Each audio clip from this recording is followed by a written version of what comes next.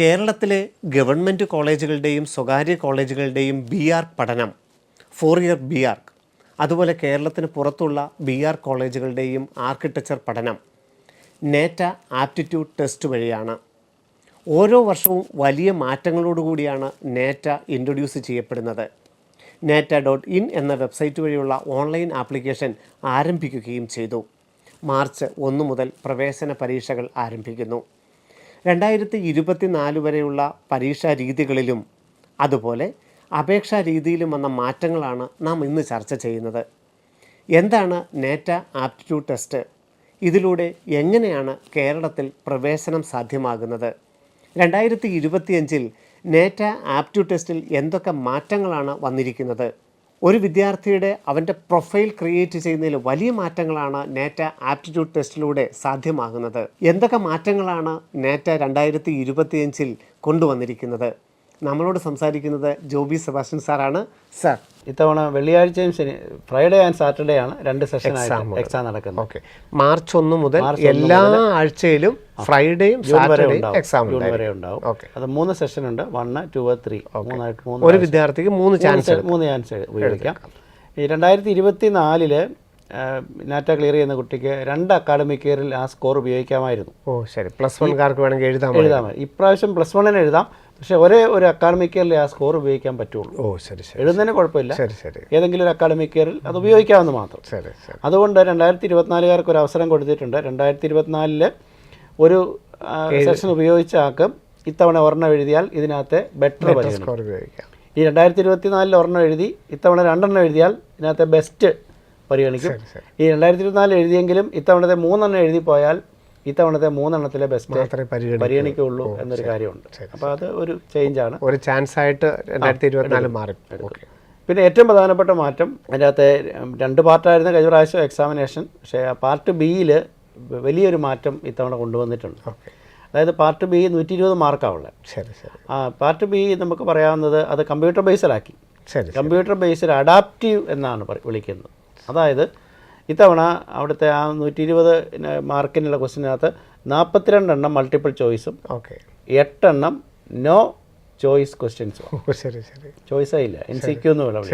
MCQ NCQ നമുക്ക് പറയാം. അപ്പോൾ ഈ 50 എണ്ണ ക്വസ്റ്റിനകത്ത് ഇത് IRT എന്നതാണ് ക്വസ്റ്റ്യൻ ടൈപ്പിനെ വിളിക്കുന്നത്. അതായത് ഐറ്റം വൈസ് റെസ്പോൺസ് തിയറി അവിടെ ഉപയോഗിച്ചിരിക്കുന്നു. അതായത് കാൻഡിഡേറ്റ് ഒരു ക്വസ്റ്റ്യൻ ചൂസ് ചെയ്ത് ക്വസ്റ്റ്യൻ ആൻസർ ചെയ്യുന്നു. അപ്പോൾ അവിടെ പല ഓപ്ഷൻസ് വരാം. ക്വസ്റ്റ്യൻ കറക്റ്റ് ആകാം, റോങ് ആകാം, സ്കിപ്പ് ചെയ്യാം. ക്വസ്റ്റ്യൻ കറക്റ്റ് ആകുന്നോ റോങ് ആകുന്നോ എന്ന് സിസ്റ്റം പരിശോധിക്കുന്നു. കറക്റ്റ് ആണെങ്കിൽ ആ ലെവലിൽ അല്ലെങ്കിൽ അതിന് കൂടിയ ലെവലിലുള്ള ക്വസ്റ്റ്യൻ ആയിരിക്കും ഈ സ്റ്റുഡൻറ്റിന് കിട്ടുന്നത്, കാൻഡിഡേറ്റിന് കിട്ടുന്നത്. ഇനി റോങ് ആണെങ്കിൽ ചിലപ്പം അതിലും താഴ്ന്ന ലെവലായിരിക്കും. അപ്പോൾ നമ്മൾ എങ്ങനെ കറക്റ്റ് ചെയ്യാൻ പറ്റും തീരുമാനിക്കുകയാണ്. അപ്പം നല്ലൊരു ക്വസ്റ്റ്യൻ നന്നായിട്ട് ആൻസർ ചെയ്യുന്ന കുട്ടിയെ സംബന്ധിച്ച്, അല്ലെങ്കിൽ ലെവൽ കൂടിയൊരു ക്വസ്റ്റ്യൻ ചെയ്യുന്ന ആളെ സംബന്ധിച്ച് വീണ്ടും അതേ ലെവലിലോ അല്ലെങ്കിൽ ഏറ്റവും ലെവൽ കൂടിയ ക്വസ്റ്റ്യൻസ് ആണ് കൊടുക്കുന്നത്. അപ്പോൾ പിന്നെ അവസാനം ആൻസർ നമുക്ക് ടോട്ടൽ മാർക്ക് വരുമ്പോൾ നമ്മൾ ഏത് ലെവൽ ക്വസ്റ്റ്യൻ ചെയ്തു എന്നതിൻ്റെ ബേസിൽ വെയിറ്റേജ് വരും. മാക്സിമം കിട്ടാവുന്ന ഒരു സ്കോർ ഉണ്ടല്ലോ, ഹൈ ലെവൽ ക്വസ്റ്റ്യൻസ് മാത്രം, അതൊരു ടോട്ടൽ സ്കോറായിട്ട് എടുത്തുകൊണ്ട് ഏറ്റവും നമ്മുടെ കാൻഡിഡേറ്റിന് കിട്ടിയ സ്കോറൂടെ പരിഗണിച്ചുകൊണ്ട് അവിടെ നിന്ന് ടോട്ടൽ 120 കിട്ടാവുന്ന അവിടുന്ന് സ്കോർ ഉണ്ടാക്കുകയാണ്.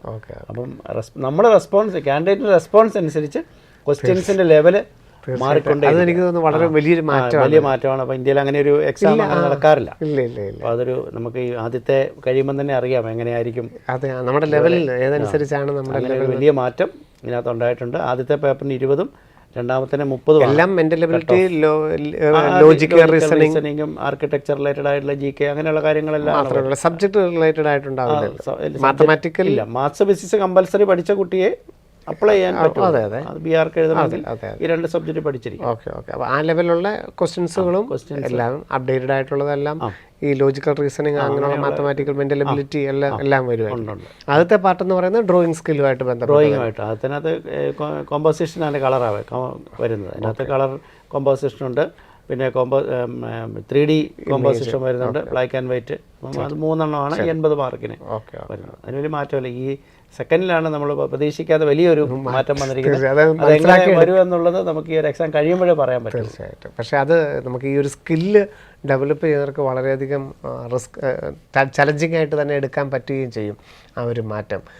നമുക്ക് കേരളത്തിൽ BArch പ്രവേശനത്തിന് ഈ നേറ്റയുടെ സ്കോറാണ് ഉപയോഗിക്കുന്നത്. എന്നിട്ട് പിന്നെ കീമിന് അപ്ലൈ ചെയ്യുമ്പം BArch സെലക്ട് ചെയ്യണം.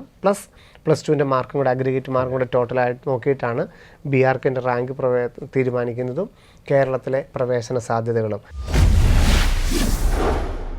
Brilliant Study Center, India's #1 coaching center for NEET and JEE.